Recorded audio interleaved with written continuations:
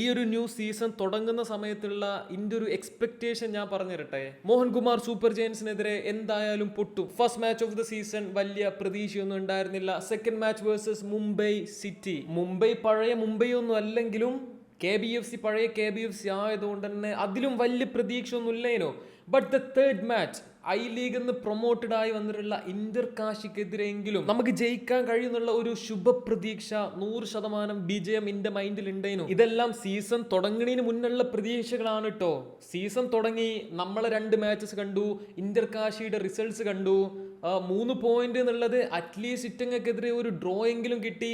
ഈ സീസണിലെ നമ്മുടെ ഫസ്റ്റ് പോയിന്റ് നേടാൻ കഴിയുമോ എന്നുള്ളതായി പിന്നുള്ള ഒരു ഡൗട്ടും കാര്യങ്ങളും ഒക്കെ. എന്തായാലും ഇന്ന് മാച്ച് കഴിഞ്ഞിട്ടുണ്ട്. വളരെ നന്ദിയുണ്ട്. Hattrick of losses man, 3 out of 3 relegation കിട്ടി. ഐ ലീഗ് ട്രോഫി അടിച്ചിട്ട് ഔട്ടോ. ചിലപ്പോൾ നമ്മളെ വിർജിനിറ്റി പോവാ. അങ്ങനെങ്കിലും ഒരു ട്രോഫി കിട്ടിയാലോ. ഐ മീൻ മുഴുവൻ നെഗറ്റീവ്സ് ഒന്നും അല്ല കേട്ടോ. കളി നമ്മൾ 2-1 തോറ്റത്. We scored a goal guys. Finally we scored a goal man. Abin ദാസിന്റെ അസിസ്റ്റില് വിക്ടർ ബർത്തുമിയാണ് നമ്മുടെ first goal of the season score ചെയ്തിട്ടുള്ളത്. എല്ലാവരും എൻജോയ് ചെയ്യത്. നമ്മുടെ സ്റ്റാർട്ടിങ് 11 വാസ് വിയേർഡ്. ഓക്കെ, ഒറ്റ നോട്ടത്തിൽ കാണുമ്പോൾ ഓക്കെ, ഇത്തവണയെങ്കിലും ആള് കൂട്ടത്തിലെ നല്ല പ്ലേയേഴ്സിനെ സ്റ്റാർട്ടിങ് 11 ഇറക്കിയിട്ടുണ്ട്, ഫോറിൻ പ്ലേയേഴ്സ് ഒക്കെ ഉണ്ട് എന്നൊക്കെ നമുക്ക് തോന്നും.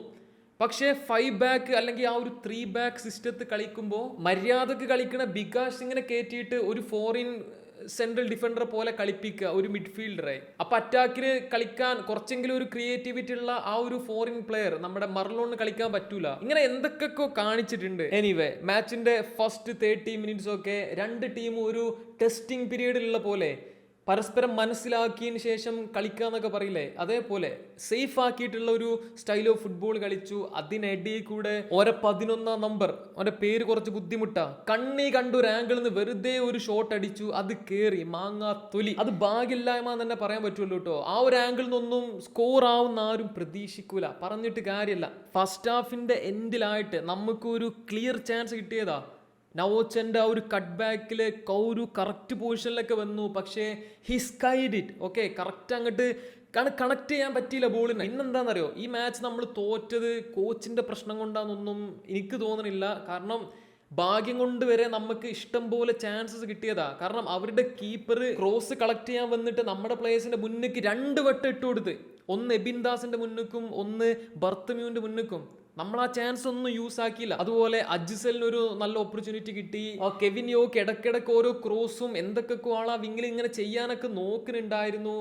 ആൻഡ് ഫൈനലി എബിൻ ദാസിന്റെ ഒരു ഫ്രീ കിക്ക്, കീപ്പറെ മറികടന്നു പോയ ബോള് ബർത്തമ്യൂ ചാടി ചവിട്ടി കയറ്റി.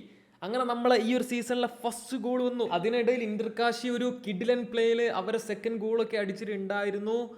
പിന്നെന്താണെന്നറിയോ, ഇങ്ങനെ പറയുമ്പോൾ നമുക്കൊക്കെ വിഷമം തോന്നും. നമ്മളെ ചില പ്ലേയേഴ്സിന് തീരെ ഐക്യമില്ലാത്ത പോലെ തോന്നും കേട്ടോ ചില സമയത്ത് ഓരോ കളി കാണുമ്പോൾ.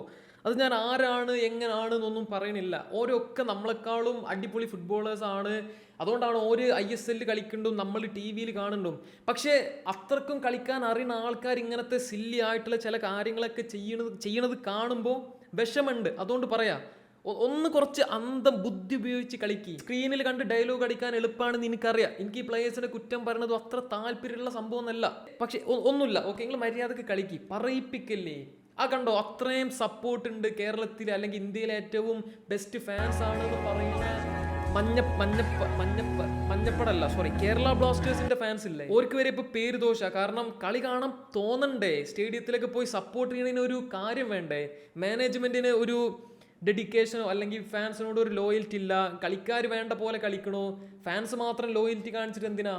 ഓരോ സമയവും പൈസയും കാര്യങ്ങളൊക്കെ കളഞ്ഞ് കൊച്ചിയിൽ ഒന്നുമില്ല. ഓക്കെ, ഒന്ന് മര്യാദക്ക് കളിക്കും. മാങ്ങാത്തൊലി വെറുതെ ആൾക്കാരെ മൂടും. ഈ 10-12 കൊല്ലത്തെ ISL നിന്ന് കേരള ബ്ലാസ്റ്റേഴ്സിനെന്ന് പറയാനുള്ളത് ഈ ഒരു ഫാൻസ് മാത്രമാണ്. ഈ ഓരേയും കൂടെ നിങ്ങൾ എന്താ പറയുക ഇല്ലാണ്ടാക്കല്ലേ ഇതേപോലത്തെ കഴപ്പ് കാണിച്ചിട്ട്. എന്തായാലും next match versus Chennaiyin FC എന്തെങ്കിലുമൊക്കെ ഒരു പോസിറ്റീവ് റിസൾട്ട് ഉണ്ടാവുമെന്ന് പ്രതീക്ഷിക്കാം. ആൻഡ് ഞാൻ പറയാൻ വിട്ടൊരു കാര്യം എന്താണെന്നറിയോ, ഞാൻ വാച്ച് ലോങ് നടത്തുന്നതുകൊണ്ടാണ് KBFC തോൽക്കണത് എന്നുള്ള ആ ഒരു സംഭവം ഉണ്ടല്ലോ, ആ ഒരു കോൺസ്പിറസി തിയറി നിങ്ങൾ പൂട്ടി മടക്കി പെട്ടി വെച്ചോളി. ഓക്കെ, ഞാൻ ഈ മാച്ച് മര്യാദക്ക് കണ്ടിട്ട് പോലുമില്ല, എന്നിട്ടും ടീം തോറ്റു. ഓക്കെ, അപ്പം അത്രക്കുള്ളൂ. Bye bye.